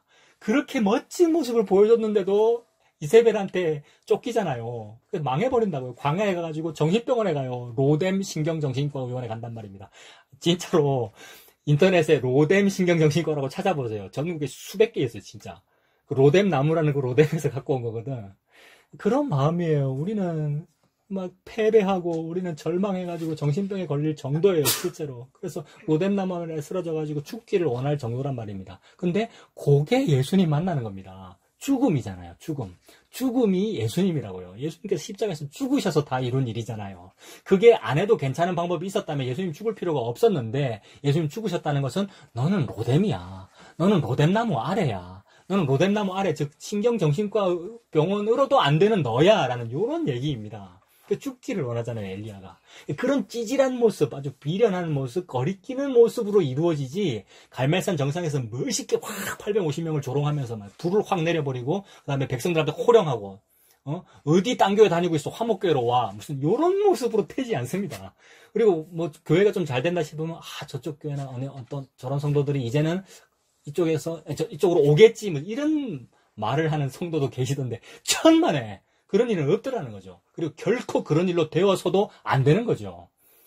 그걸 엘리야를 통해서 보여주는 거예요. 그러니까 서론본론은 설교가 아니라 이 말입니다. 엘리야의 서론본론까지는 설교가 아닙니다. 나중에 찌질해지는 거기가 설교입니다. 로뎀나무 아래 죽기를 원하는 그쪽이 설교입니다. 그게 결론입니다. 그러니까 예수님이 결론인 거죠. 그러니까 우리 안에 이미 그 면류관 좋아해요. 우리 안에 이미 갈멜산 정상에 850명을 좋아하고 동시에 또 거기에서 약간 업그레이드 되면 뭐 좋아합니까? 그러니까 갈멜산 정상에 850명이 286, 386이면 우리가 더 업그레이드 486, 586은 뭐냐 하면 갈멜산 정상에서 승리하는 그 엘리야가 우리의 면류관이라고요. 내가 그거 하고 싶고 우리 교회가 그거 하고 싶고 성도가 그거 되고 싶은 거거든요. 진짜 복음이라는 이름으로 예수님 잘 믿는다는 것으로 남들은 기복신앙 하는데 나는 복음 알아요라는 그걸로 그거 하고 싶은 거란 말입니다. 그게 사탄아 물러가라죠. 그게 하나님의 일을 생각지 않냐고 사람의 일을 생각하는 거란 말입니다. 근데 하나님은 하나님의 일을 하신대요. 십자가입니다. 로뎀나무 아래 쓰러져 죽음을 원하는 그런 상태입니다. 인간은 그거 안 좋아해요. 면류관 좋아해요. 에브라임의 면류관. 그 한마디로 말하면 돈입니다. 쾌락, 돈 또는 권력. 그래서 개입바 가는 거잖아요. 욕망이고요. 꿈이고요. 자아 성취고 이런 것을 싫어하는 사람은 없습니다. 어떻게 하면 그것을 좀 더 가져볼까 해가지고 종교를 열심히 믿는 거죠. 예수 믿는 것도 마찬가지죠. 아닌 것처럼 하면서 자기 욕심 때문에 자기 기쁨 때문에 그거 하는 거란 말입니다. 자기 귀에 즐거운 그거 듣고 싶은 거란 말입니다. 복음도 그렇게 사용하더라는 거죠. 내가. 그래서 예수 믿는 것도 마찬가지인 거예요. 그러니까 어떻게 하면 에브라임의 면류관을 좀 가져볼까? 또는 이미 내가 좀 가졌다 싶으면 이 가진 거를 안 뺏겨볼까? 안 뺏기는 게 뭐냐면 지속 가능성이거든요. 현대의 화두가 지속 가능성 아닙니까? 에너지도 지속 가능성이고 산업이나 경제도 지속 가능성. 기업의 모토는 그거잖아요. 가장 작은 비용을 들여가지고 어떻게 하면 계속해서 재생산할 수 있고 지속 가능성 할 수 있는 일을 만들어내는 거. 그래서 불확실성을 제일 두려워하죠, 기업이. 확실한 걸 하고 싶다는 거 아니에요, 지속 가능하게. 그게 신재생 에너지고요. 4차 산업혁명이고요. 인류의 발전이고 지속 가능성이고 이런 것들입니다. 그거 잘하려고 얼마 전에 우리 투표했잖아요. 투표 왜 했습니까? 우리가 그거 때문에 했죠. 사회를 더 잘하게 사회를 더 어떻게 진보하게 하고 더 개혁된 나라를 이루겠다고요. 그게 허황된 꿈이죠. 술 취한 겁니다. 우리가. 또 며칠 전에 라디오 들었는데 삼성이 계속 삼성일 수 있게 하기 위하여 이재용의 형량을 좀 감해달라 그 얘기잖아요. 형량을 감해달라는 말은 안 했습니다만은 삼성이 계속 삼성일 수 있게 해달라고 그랬어요. 그분이. 예? 그 이재용 씨께서 그렇게 말했잖아요. 이거 살 떨리는 얘기입니다. 삼성이 계속 삼성일 수 있게 해달라. 지금 이 설교가 유튜브로 듣는 분이 많이 계시는데 그 유튜브 핸드폰 한번 보십시오. 거기 삼성이라고 적혀있지. 아, 삼성 아니고 애플이거나 LG 적혀있으면 아닙니까? 다 면류관이고요. 다 우리 인류의 발전을 위하여. 지금 우리가 들고 있는 요 핸드폰이 아까 내가 말한 그 586보다 훨씬 좋은 거예요. 이게 손바닥만한 건데. 근데 그걸로도 만족을 못한단 말입니다. 이것이 주는 쾌락으로 내가 만족을 못한단 말입니다. 그러니까 지금 무슨 얘기 하고 있는 거예요, 우리가? 안 된다는 얘기 하고 있는 거예요. 서론 본론이 설교가 아닌 거예요. 그 삼성이 계속 삼성일 수 있게 하기 위하여 해달라. 실제로 예수님의 이름으로 삼성을 위해서 기도하는 사람도 있죠. 저 기업이 잘 되어야 우리 나라가 부국강병하고 나라가 잘 되어야 교회가 계속 될 수 있다. 나라가 잘못되면 북한 공산당한테 넘어가면 어떻게 되느냐, 교회가 없어지지 않느냐 하는 개념인데 교회가 눈에 보이고 손에 잡히는 것으로 보는 거죠. 교회를.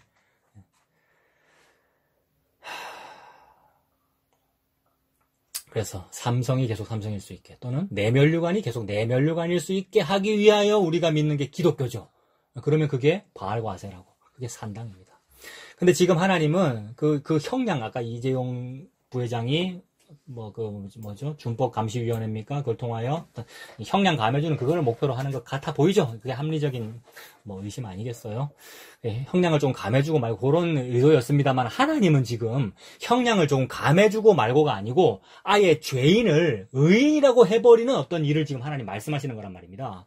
좀 사과 잘하고 말 잘해가지고 형량을 조금 감해보는 이런 수준이 아니고 하나님이 존재 자체를 바꿔버리는, 죄인을 아예 의인이라고 해버리는 그런 일을 지금 하나님은 말씀하시는 겁니다. 그러니까 오늘 말한 이 지적 많이 받고 이렇게 욕 많이 먹어야 합당한 이 에브라임이 어떻게 구원을 얻느냐 이 얘기죠. 설교 제목이 에브라임의 구원입니다.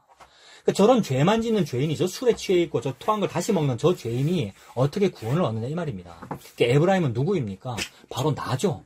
성경은 나를, 이 나라고 하는 자아, 나를 죄인으로 말씀하십니다. 그리고 그 죄인의 구원을 말씀하고 계십니다. 지금 죄인인데 구원 못 받는데 우리는. 그 죄인의 구원을 말씀하십니다. 근데 죄인이라서 구원이라는 말입니다. 성경은. 죄인이라서 구원입니다. 죄인이 아니면 구원이 필요 없죠. 죄인이 아니면 예수님이 십자가에 죽을 필요가 없단 말입니다. 근데 모든 성경은 예수님의 십자가 죽음을 말씀하시는 거니까 나는 죄인이고 죄인이라서 예수님의 십자가 필요합니다를 하나님이 지금 말씀하고 계시는 거죠. 그래서 죄인이라야 예수님의 십자가를 믿을 수가 있습니다. 그러니까 오늘 제목이 에브라임의 구원이니까 이 말은 죄인의 구원, 나라고 하는 사람의 구원이 어떻게 되는가라는 얘기죠. 그래서 유다라는 존재, 아까 유다가 남쪽을 말했잖아요. 에브라임은 북이스라엘 북쪽을 말했고, 그 유다라는 존재는 선에서 구원을 받고 에브라임은 악해서 버림을 받습니까? 그게 아니죠. 유다든 에브라임이든 하나님은 그 하나님이 남은 자라고 해주시는 사람이 구원을 받습니다. 이게 남은 자 사상이잖아요. 그래서 마헬, 살랄, 하스바스에 의해서 모두가 다 망하고 나중에 스알, 야숲 된다는 얘기지 않습니까? 이사야서가. 이사야의 두 아들의 이름이죠. 그 스알, 야숲은 첫째 아들의 이름인데 무슨 뜻이냐면 남은 자가 돌아오리라 라는 얘기입니다. 그러니까 남은 자가 누군데요? 남은 자가 돌아오리라 라는 얘기니까 내가 남은 자가 되겠습니다. 이러면 그게 에브라임의 면류관입니다. 내가 남은 자가 될래요. 남은 자 되려면 우리 교회는 이렇게 해야 돼요. 라고 하면 그게 인과율이고 그게 사람이 좋아하는 스토이헤이하고 면류관이란 말입니다. 근데 남은 자라고 하는 것은 하나님으로부터 난 자들입니다. 하나님으로부터 났다. 이 말은 하나님이 하셨다는 말이죠. 하나님이 위에서 아래로 주면 그 사람이 남은 자가 돼요. 그래서 남은 자라는 것은 뭐냐 하면 하나님이 남은 자라고 해주시는 사람이 남은 자고 그 남은 자라는 것은 이 땅에서 우리의 눈에 볼 때는 그냥 죄인이에요. 다 똑같은 죄인. 남은 자는 그냥 죄인입니다. 그 남은 자만이 가지는 어떤 특별한 특징 같은 게 있습니까? 그러면 저한테 좀 말씀 좀 해주세요. 우리 좀 가르쳐주면 저렇게 하는 게 남은 자구나 라고 좀 우리가 좀 따라 해보게. 근데 실제로 그렇게 가르쳐주는 교회가 많죠. 그런 교단도 있고요. 이게 렘넌트입니다. 이게 남은 자입니다 라고 가르쳐주고 체크리스트 만들고 그대로 체크해서 행동하는 교단도 있고 교회도 있고 그렇단 말이에요. 그런 사람은 진짜 착하게 사는 사람들입니다. 그 사람들은. 너무 거룩해요. 우리가 범접할 수 없는. 근데 그게 죄라고요. 우리가 우리 힘으로 남은 자가 되면 자기 머리에 면류관 스스로 쓴 겁니다. 그게 에브라임의 면류관입니다. 남은 자가 되는 비결이 없습니다. 남은 자는 그냥 죄인입니다. 자기 생각과 자기 의지와 믿음으로는 절대 바벨론에 안 망하겠다. 이렇게 하면 안 망합니다. 이게 비결입니다. 라는 걸 가진 그런 사람들. 그게 죄인이죠. 그런 사람을 하나님께서 희한하게도 불가항력적인 은혜로 망하게 만들어버립니다. 불가항력적인 은혜. 불가항력이라는 것은 저항할 수 없는 거잖아요. 하나님께서 복을 주시는데 그 복은 망하게 하는 복이었네요. 저항할 수 없는 망함을 주셔서 70년 포로생을 하더라. 바벨론에 망하게 하더라. 그게 남은 자입니다. 바벨론에 망한다는 것은 뭡니까? 무슨 의미입니까? 바벨론에 망한다는 것은 죽는다 이 말입니다. 로덴나무 아래에 있다. 그 말 뭡니까? 죽는다 이 말이죠. 십자가 아래다 이 말이죠. 십자가 속에 이런 뜻이잖아요. 죽는다 이 말이죠. 십자가잖아요. 사형 형틀입니다. 죽는다. 포로 생활이라는 것, 바벨론에 망했다 이 말은 죽음이라는 겁니다. 홍해에 들어간다, 죽는다 이 말이죠. 그래서 신약교회는 세례받는다. 세례받는 게 홍해고 요단강을 의미하잖아요. 홍해다 요단강이다 무슨 의미입니까? 죽는다. 그래서 등록교인 세례한다 이 말, 세례받는다 이 말은 죽는다 이런 말이죠. 예수님과 함께 죽었습니다. 이 말이죠. 그러니까 죽은 사람이 남은 자죠. 그러니까 죽음을 우리가 원해서 죽는 사람이 어디 있나요? 자살하는 사람이 있지 않느냐? 그 원해서 죽는 거잖아. 이렇게 말할 수 있는데 자살이라는 말의 그 한자어 자살이라는 말에서 자자가 스스로 자자인데 그 스스로라는 말이 우리 인간에게는 어울리지 않다는 말이죠. 왜냐하면 인간은 스스로가 없으니까. 왜냐하면 인간은 흙먼지니까. 흙먼지가 스스로가 있을 수 있습니까? 흙먼지라는 존재가. 흙먼지는 스스로 움직이지 않습니다. 그러니까 이미 죽어있는 존재입니다. 이미 죽어있는 존재가 다시 죽은 것은 죽음이 아니죠. 이미 죽어있는 존재가 다시 죽은 것은 자살이 아닙니다. 아무 의미 없는 죽음입니다. 그러니까 우리의 죽음은 아무 의미 없다는 말이죠. 그러니까 자살하지 마십시오. 이런 설교가 허무주의를 부추기고 막 자살을 조장할 수 있다고 그러는데, 아니요, 자살하지 마라 그랬잖아요. 내가 지금. 응? 자살해봤자 아무 의미 없으니까, 전혀 가치 있는 일이 아무 의미 없으니까, 아무 이루어지는 거 없으니까 자살하지 말란 말입니다. 더 열심히 눈을 부릅뜨고 살아야 됩니다. 끝끝내 막 처절하게 살아내가지고 얼마나 내가 죄인인지를 봐야죠. 체험 삶의 현장, 죄를 체험하는 거란 말입니다. 얼마나 내가 밑바닥인지를 처절하게 살아내가지고 알아내야죠. 더 알아가야죠. 알면 알수록 나는 죄인이니까 십자가 필요하네요. 예수님 아니면 나는 안 되는 그런 흙먼지 많네요를 체험하라고 이 시간이 있는 것인데, 70이며 80인 이 시간이 있는 것인데, 자살하면 안 되죠. 그러니까 자살 안 부추겼죠. 지금 살아라 그랬죠. 처절하게 살아라 그랬습니다. 방금 내가. 열심히 살아야죠. 우리가 오직 예수님 피가 아니면 도저히 안 되는 존재이구나 라는 것을, 그게 자유다라는 것을 알아가 보는 거죠. 70이며 80인 이 인생을 살면서. 이거 아직 몰랐는데 우리가 죽기는 왜 죽습니까? 더 살아야죠. 우리의 죽음은 아무 의미가 없습니다. 오직 의미 있는 죽음만 죽음이고 그게 생명입니다. 의미 있는 죽음, 그게 뭐겠습니까? 하나님이 죽어버리신 거. 하나님의 아들인데 죽으신 거. 이게 의미 있는 죽음이잖아요. 천지가 깜짝 놀라야 되는 죽음이잖아요. 하나님인데 죽었어. 이렇게 놀라야 되는 거잖아요.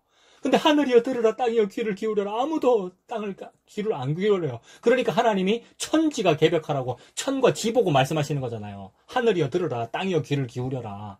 여러분, 예수 죽음에 대해서 우리가 안 놀란단 말입니다. 식상해가지고 워낙 자주 들었다 이 말이죠. 하나님의 아들이 죽으신 게 그게 의미 있는 죽음이고, 그걸 일컬어 생명이라고 합니다. 예수 그리스도의 죽음을 일컬어 생명이라고 합니다. 그 생명이 스스로 죽으면 그게 자살입니다. 우리 인간의 자살이 아니고요.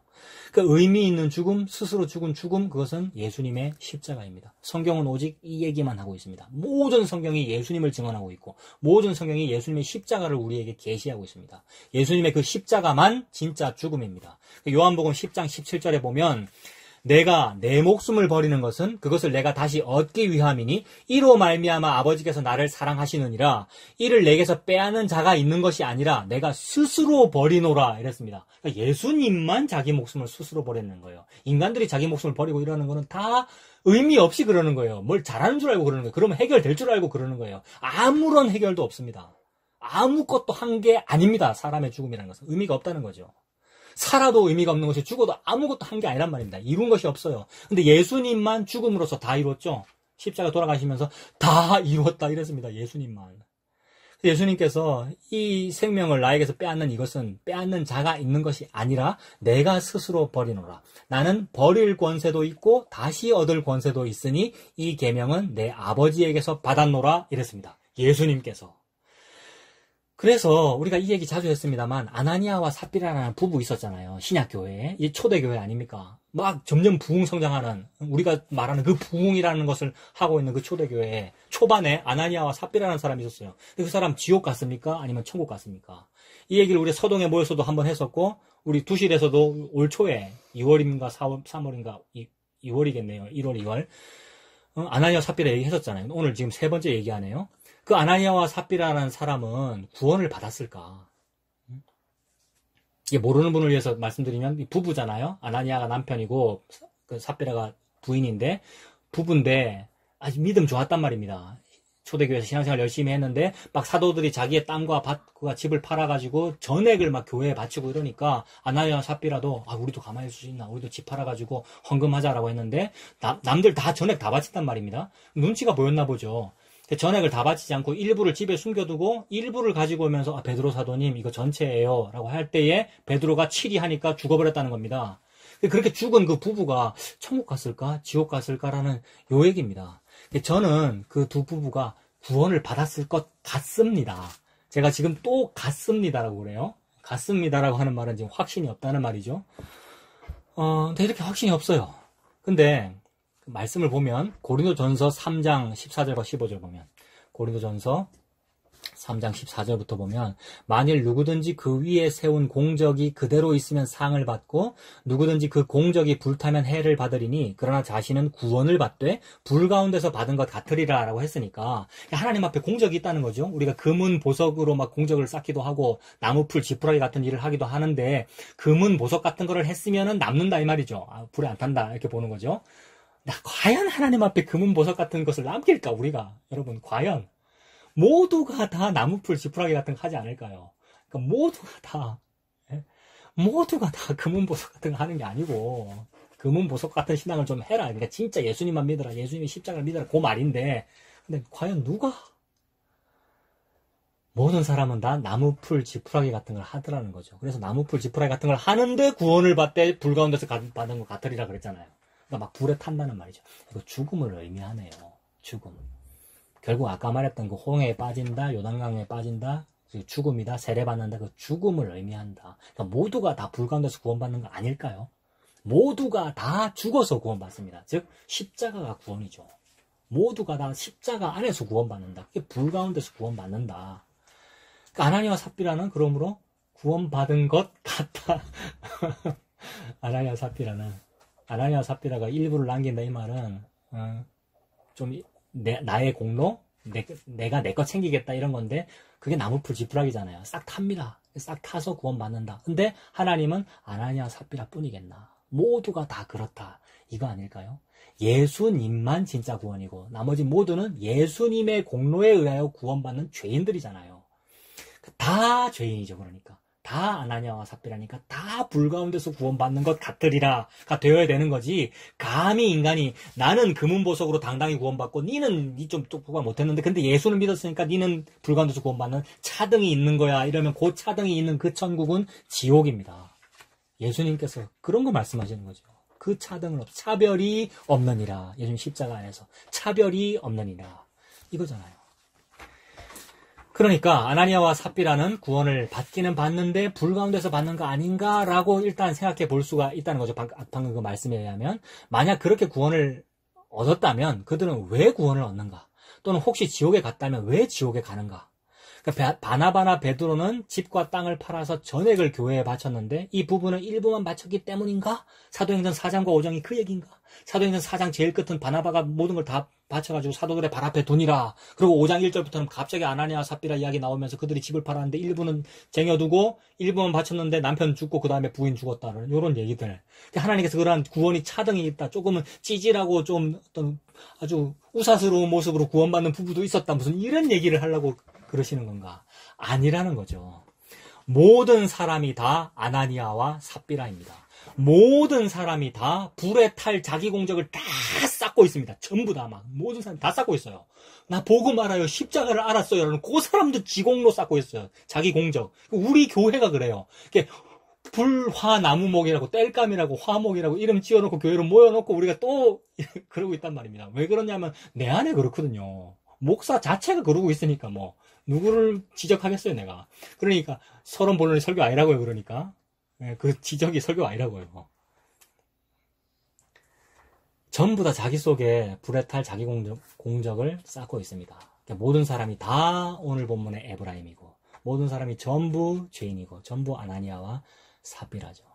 집과 땅을 다 바쳤다는 그 바나바도 또 부부를 막 치리하면서 굉장히 멋지게 이해하거든요. 베드로가. 근데 그 베드로도 똑같죠. 바나바도 똑같고 그 어떤 사람도 전부 다 자기 몫을 다 미리 챙겨놓는 그런 사람입니다. 그걸 어떻게 확신할 수가 있습니까? 자기 자신을 보면 알죠. 당신을 보면 압니다. 나를 보면 알아요. 아, 내가 그렇네? 그럼 베드로도 그렇네? 모두가 아담 아래에 있네? 전부 자기 몫을 이미 챙기고 있습니다. 근데 나 자신을 보면 그게 증거다라고 했는데 그 증거를 잘 모르겠습니까? 그러면 뭐 보면 되냐면 십자가 보면 됩니다. 예수님 보면 알아요. 예수님 십자가가 내가 죄인이라는 증거예요. 예수님 십자가에 죽으셨다는 그 사실이 내가 바로 그 아나니아와 삽비라 부부입니다라는 증거입니다. 확실한 증거입니다. 이게.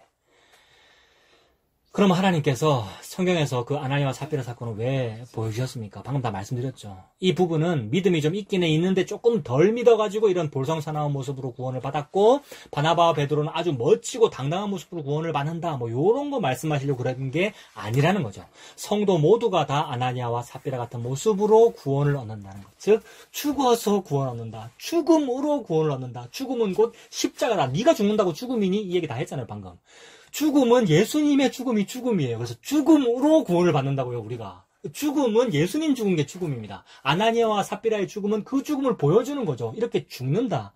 예수님 십자가 안에서 모든 성도가 죽는다라는 것을 보여준 거죠.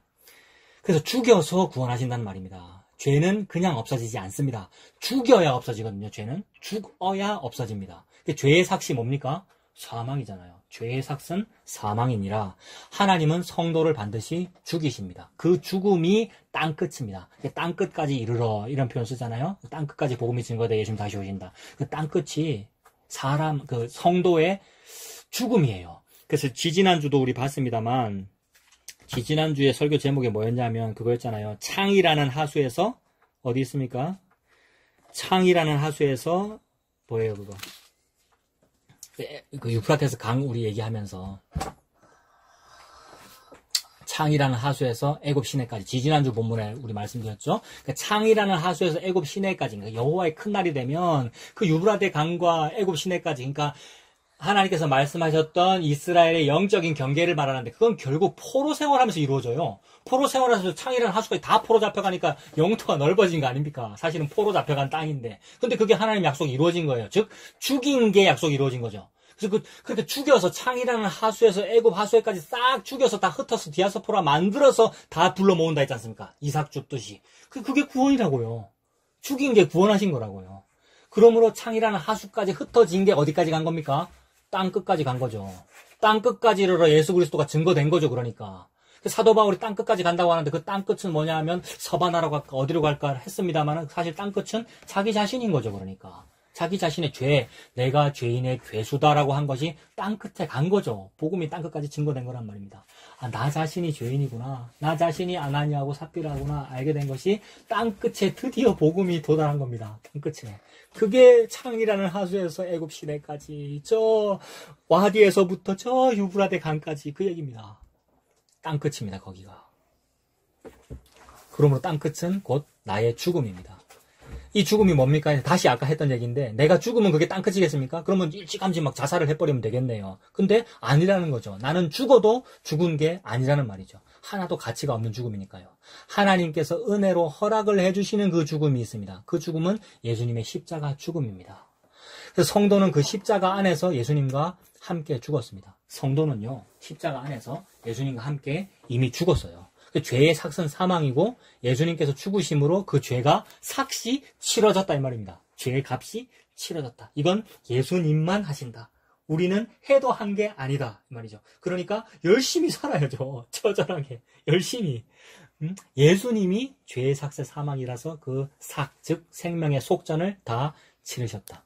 그래서 고린도전서 15장 22절에 나와요. 고린도전서 15장 22절. 아담 안에서 모든 사람이 죽은 것 같이 그리스도 안에서 모든 사람이 삶을 얻으리라. 그리스도 안에서 삶을 얻는데요. 그리스도 안에 들어가면 무슨 일이 벌어지는데요? 그리스도 안에서 십자가에 달려 죽습니다. 우리가. 그러니까 그리스도 안에서 죽어서 삶을 얻는다 이 말이죠. 고린도전서에 그렇게 말씀하고 바로 뒤에 고린도 후서 5장 14절에는 뭐라 그러냐면 그리스도의 사랑이 우리를 강권하시는도다. 우리가 생각하건대 한 사람이 모든 사람을 대신하여 죽었은즉 모든 사람이 죽은 것이라 이랬습니다. 아 그렇구나. 전부 다가 아나니아와 삽비라처럼 죽는구나. 이 얘기입니다. 모든 사람이 그리스도 안에서 죽었대요. 누가 죽으셔서? 예수님께서 죽으셔서. 그러므로 우리가 이미 예수님 안에서 죽음으로써 그 생명을 얻었다 이 말이죠. 죽음이 곧 생명입니다. 그래서 그러므로 그 아나니아와 삽비라가 죽은 것은 이미 죽어 있는 자가 죽은 것이므로 아무 의미 없다는 말이죠. 그 죽음 자체는 의미가 없습니다. 다만 예수님 십자가 안에서 우리가 함께 죽었음을 교회에 보여주는 그림자인 거죠. 그 그림자를 보고서는 나라 아나니아 삽비라처럼 하니까 저런 벌 받으니까 우리는 전액을 다 바치자 또는 거짓말하지 말자, 교회의 성결성을 우리가 유지하자, 요게 아니라는 말이죠. 모두가 다 아나니아와 삽비라라는 것을 그림자로 보여주는 겁니다. 너도 이미 그렇게 그리스도 안에서 네가 죽었어. 그게 너의 구원이야. 네 죄를 네가 해결 못하잖아. 네가 네 거 쟁여놓는 그 너의 죄의 속성을 네가 해결 못하잖아. 이 말입니다. 그래서 성도는 예수님과 함께 죽었습니다. 아나니아와 삽비라도 십자가에서 이미 죽었고 그 죽음이 고 지판 사건, 헌금 사건의 죽음으로도 나타납니다. 그리고 우리도 그렇게 죽습니다. 우리도 그렇게 죽는다 그랬죠? 시편 90편 10절에 우리의 연수가 70이요 강건하면 80이라도 그 연수의 자랑은 수고와 슬픔뿐이요 신속히 가니 우리가 날아가나이다. 신속히 가고 날아가고 있습니다. 그래서 돌아옵니다. 어떻게 해요? 신속히가 뭐예요? 마헬살랄 하스바스. 돌아오는 게 뭐예요? 스할 야수. 하나님께서 그 약속을 하셨고 다 이루셨습니다. 아나니아와 삽비라는 좀 하등하고 베드로와 바나바는 좀 월등하다, 믿음이 좋다 그런 개념이 아까 말씀드린 그 에브라임의 면류관 개념입니다. 인과율 개념이죠. 그러니까 인과율 하지 말고 뭐 은혜를 하자. 뭐 에브라임의 면류관 하지 말고 영화로운 면류관을 쓰자. 그 말 아닙니다. 이게 서론과 본론이었어요. 그 설교 아니라 그랬죠. 이 결론은 뭡니까? 그렇게 되지가 않는다는 얘기죠. 아나니아와 삽비라처럼 자기 거 다 챙기게 되어 있는데 어떻게 나 스스로 인과율을 안 합니까? 그냥 하나님이 영화로운 면류관이다 라고 말씀하실 뿐입니다. 5절과 6절이 그거였어요. 오늘 읽은 5절과 6절이 하나님이 영화로운 면류관이다. 하나님이 그 화관이다. 이렇게 말했어요. 니들이 그걸 써라가 아니고 그래서 우리가 뭘 해가지고 그 관을 쓰게 되는 게 아니라는 말입니다. 백성은 여전히 죄만 지을 뿐입니다. 여전히라는 표현이 오늘 본문에도 나와요. 7절에 있는 그리하여도가 여전히잖아요. 그리하여도 그들은 계속 그래요. 우리는 그래요. 다시는 너희가 이 관을 좀 써라. 하나님을 좀 잘 믿어라. 이거를 해라. 이걸 말하라. 라는 개념이 아니다라고 이미 하셨어요. 언제 그랬냐면 새 언약에서 그랬어요. 그러니까 새 언약이라는 건 뭐냐면 이걸 좀 해라. 이거를 말하라. 이 관을 좀 네가 좀 써라. 해라 말아라. 여호와를 좀 알아라가 아닌 게 새 언약이에요. 예레미야 31장 34절에 보면 나오죠. 예레미야 31장 34절. 그들이 다시는 각기 이웃과 형제를 가리켜 이르기를 너는 여호와를 알라 하지 아니하리니 여호와를 좀 알아라. 잘 알아라. 좀 지식을 좀 갖춰라. 지식이 없어서 망하는 거 아니냐. 지식을 갖춰라. 잘 믿어라. 이 개념이 아니라는 거죠. 알라 하지 아니하리니 이는 작은 자로부터 큰 자까지 다 나를 알기 때문이다. 죽여버리면 압니다. 바벨론 포로 잡혀가 버리면 안단 말입니다. 그래서 홍해를 확 갈라버리면 안단 말입니다. 그 죽음을 말하거든요. 그래서 다 그가 여호와인 줄을 알리라 이랬잖아요. 하나님께서. 죽여버리셔서 여호와께서 크시군요를 알게 되리라는 거죠. 그래서 작은 자로부터 큰 자까지 다 나를 알기 때문이다. 내가 그들의 악행을 사하고 다시는 그 죄를 기억하지 아니하리라. 어떻게 해야 악행이 사해지고 어떻게 해야 죄가 기억되지 아니합니까? 죄물이 죽어야 죄를 기억 안 해요. 하나님은요. 죄물이 죽어야 악행을 사해준단 말입니다. 죄물이 뭔데요? 아무리 우리가 11조를 바친들 10의 2조 3조를 바친들 내 아들을 바친들 내 죄는 그대로 있는데 하나님의 아들이 죽으시면 악행을 사하고 죄를 기억하지 않는단 말입니다. 이게 언약이다. 그래서 새 언약이다. 다시는 여호와를 알아라 말아라. 네가 잘 믿어라. 이건 하지 말아라. 뭘 인과율이 아니라는 말이죠. 이게 여호와의 말씀이니라 이랬습니다. 이 말씀이 육신이 되어 태어나신 분이 예수님이고 죽으신 분이 예수님이고 죽어서 다 이루신 분이 예수님이라는 말이죠. 이게 새 언약입니다. 이 새 언약 때문입니다. 새 언약은 예수님의 십자가 죽음으로 다 이루어졌습니다. 어떤 언약을 이루신 겁니까? 방금 새 언약 다 이뤘는데 그래서 그게 어떤 언약을 이루신 겁니까? 신약의 마태복음 11장 28절에 수고하고 무거운 짐진 자들아 다 내게로 오라. 내가 너희를 쉬게 하리라. 요거 이루신 거죠. 예수님께서. 우리가 무슨 짐을 졌길래 수고하고 무거운 짐 졌다는데 우리가 무슨 짐을 졌길래 내가 바로 아나니아고 삽비다다라는 짐을 졌습니다. 우리가. 이게 짐이에요. 나는 아닌데 나는 바나바인데요. 나는 베드로인데요. 나는 십자가 복음을 좀 아는데요. 예, 그거 좀 압니다라고 하면 그거는 짐 아닙니까? 그게 더 큰 짐인지도 모릅니다. 나는 베드로인데요. 이러면 그게 더 큰 심각한 짐일지도 모른다고요. 근데 사실은 더 큰 짐이라는 말은 없습니다. 사람마다 짐이 누군 더 큰 짐지고 누군 적은 짐지고 이런 거 없죠. 죄짐은 다 똑같으니까. 죄짐이라고 하는 것은 다 무게가 죽음이라는 무게로 다 똑같아요. 질량이. 그죠? 무게가. 우리 모두는 다 똑같은 죄짐을 지고 있습니다. 그러니까 노래 부르는 거잖아요. 예수님이 그거 이루셨잖아요. 죄짐 맡은 우리 구주. 어찌 좋은 친구인지 이 죄짐 지고 수고하고 무거운 짐진 자들 다 내게로 오라. 내가 너희를 쉬게 하리라. 그래서 4계명입니다. 내가 창조했으니까 쉬어라. 그 다음에 내가 구원했으니까 쉬어라. 이 4계명이잖아요. 그래서 우리는 다 아나니아고 삽비라이고 에브라임이라는 존재론적인 비참함. 이거 굉장히 무거운 말입니다. 존재론적인 비참함, 참을 수 없는 존재의 가벼움 또는 무거움. 이거 말장난으로 이렇게 말하는데 참을 수 없는 존재의 비참함이란 말입니다. 이게 그게 죄짐이에요. 이 죄짐을 지고 있죠. 그 수고하고 무거운 짐진 자들아 다 내게로 오라라고 하시니 그 예수님 품 안에서 안식하는 우리가 되기를 바랍니다. 기도하겠습니다. 하나님 아버지, 예수님께서 십자가에 죽으심으로 다 이루셨음을 믿습니다. 그래서 예수님께서 십자가에서 죽으실 때 나도 예수님 안에서 죽었음을 믿습니다. 이것이 더욱 확인되는 70이며 80인 인생을 살아가도록, 즉 살면서 그 죽음을 경험하는 체험 삶의 현장, 내 죄를 알아서 예수님 아니면 저는 안 되군요 라고 고백하고 살아가는 우리가 되도록 하나님 인도하여 주시옵소서. 예수님 이름으로 기도합니다. 아멘.